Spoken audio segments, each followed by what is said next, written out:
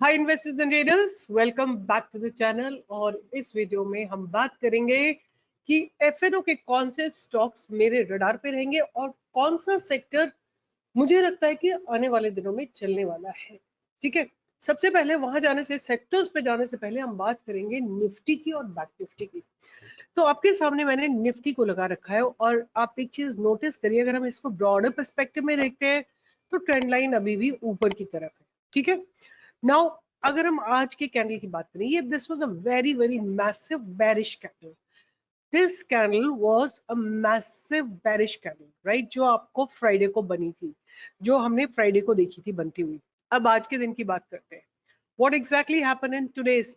यहाँ पे खुला मार्केट और थोड़ा सा ऊपर जाने की कोशिश की, वही बेयर्स बैठे हुए थे और फिर से मार्केट को नीचे लेके आए। नीचे आके थोड़ा सा रिवर्स हुआ है, थोड़ा सा मार्केट ने सपोर्ट लिया है और बाउंस बैक किया। तो दैट मीन्स अभी भी जो माइंडसेट है वो बेरिश है, right, it's not converted into bullish. So we got to be careful. And again, as I told you, I'm pretty much bullish all the time in the market. I still have a list which is bullish list. उसके बाद हम बात करते हैं bank Nifty bank की। और Nifty bank में क्या हो रहा है? निफ्टी बैंक भी उसी तरह से आज ऊपर खुल के और नीचे आई है। अब हम बात करते हैं कौन से सेक्टर्स ने कैसा परफॉर्म किया। आप देखिए, रियलिटी ने ब्रेकआउट दिया है और मैंने एक दिन आपके लिए वीडियो बनाया था और मैंने बोला था कि ये ब्रेकआउट होते ही आपको एक अच्छा मूव रियलिटी सेक्टर में आता हुआ दिखाई देगा और वही मूवमेंट आता हुआ दिखाई दे रहा है। आईटी में एक ब्रेकआउट है, लोअर लेवल से थोड़ी बाइंग आ रही है। लोअर लेवल मतलब कहीं पे जाके आईटी ने गिरते गिरते रुकना किया है और वहां से एक रिवर्सल आने की तैयारी है। CNX MNC is still firing in the upper direction. FMCG, FMCG is at a very very crucial place, right? Because this is at a crucial place. uh, दो तीन स्टॉक्स ऐसे हैं जो खड़े हुए अपने हाई को ब्रेक करने के लिए। I'll discuss it in a while. फिर निफ्टी प्राइवेट बैंक्स, ये इसमें कुछ नहीं हो रहा है, एक दोजी का फॉर्मेशन हुआ है, we can't understand anything. And then comes the pharma sector. You know, pharma is made double bottom and it's heading towards the triple top. आप देखो, pharma is heading towards triple top. What I can see from the structure at this point of time कि हो सकता है triple top break हो जाए और pharma को एक बहुत लॉन्ग पेंडिंग ब्रेकआउट मिल जाए। उसके बाद हम देखते हैं और कोई ऐसा, ये तो all these are all negative sectors, right? So as of now मेरे को जो सेक्टर लग रहे हैं promising, one sector that looks promising to me is FMCG and the other one is CNX pharma. इसके चलते मैंने कुछ स्टॉक्स निकाले हैं। पहला स्टॉक जो मेरे रडार पे है वो है औरो फार्मा. पहला स्टॉक जो है मेरे रडार पे वो है Auro Pharma. Have a look at Auro Pharma. It stands on its life time high.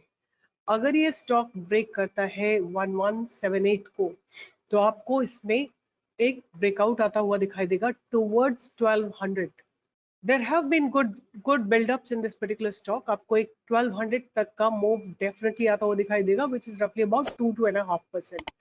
अगर 1200 क्रॉस हो जाता है तो 1220, 1240 ये सब टारगेट्स आपको आते हुए दिखाई देंगे. उसके बाद जो नेक्स्ट स्टॉक मुझे दिख रहा है वो दिखाई दे रहा है इसी सेगमेंट का, lupin. Lupin, right? Just you have to take carefully because all of them are at the lifetime high. मैंने पहले भी लुपिन आप लोगों को दिया हुआ है, but it has to cross the barrier of 1705. 1705 का बैरियर अगर नहीं क्रॉस होगा then we don't have to take an entry. Triple bottom लगा के आया है और ट्रिपल टॉप भी लगा देगा 1705 पे. अगर 1075 क्रॉस होता है तो हमको 1800 तक के टारगेट इसमें आते हुए जरूर दिखाई देंगे. आपको स्टॉप लॉस रहेगा कुछ 1650 का. उसके बाद जो नेक्स्ट स्टॉक है इसी सेगमेंट का वो है जाइडस लाइफ.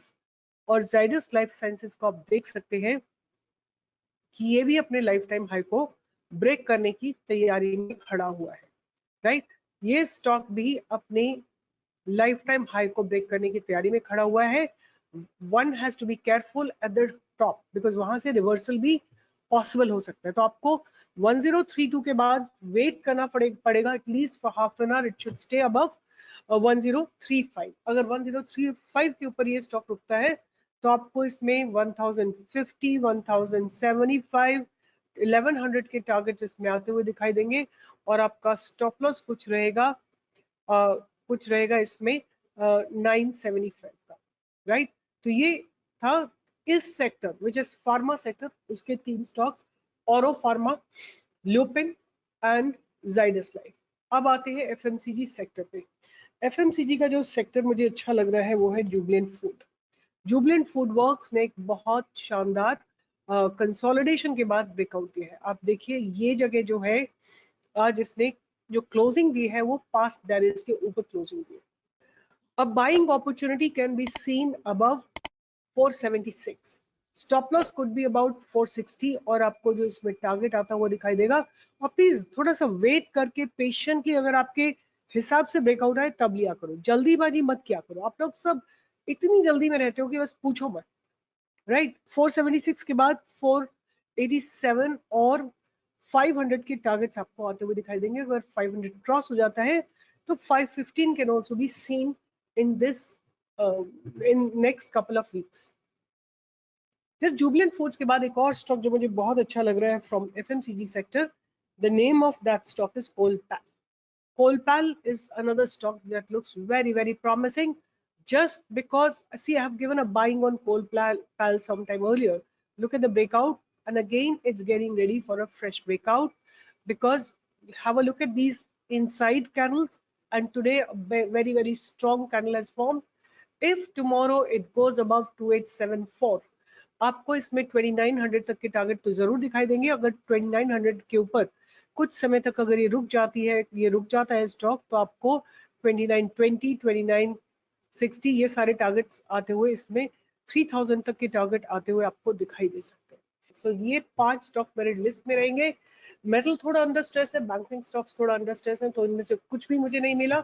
बट 2 स्टॉक्स जो साथ साथ चल रहे हैं वो है यूनाइटेड ब्रूअरीज एंड मैकडॉनल्ड। इनको भी आप रडार पे रख सकते हैं, but already the breakout has come, that is why I am not giving it over here. अगर आपको मेरा काम अच्छा लगता है तो लाइक करिए, शेयर करिए, सब्सक्राइब करिए, थम्स अप दीजिए और लाइव ट्रेडिंग में ज्वाइन करना मत भूलिए, पैसे बनाएंगे। All the best and keep learning, keep earning about stock market. Take care, bye bye.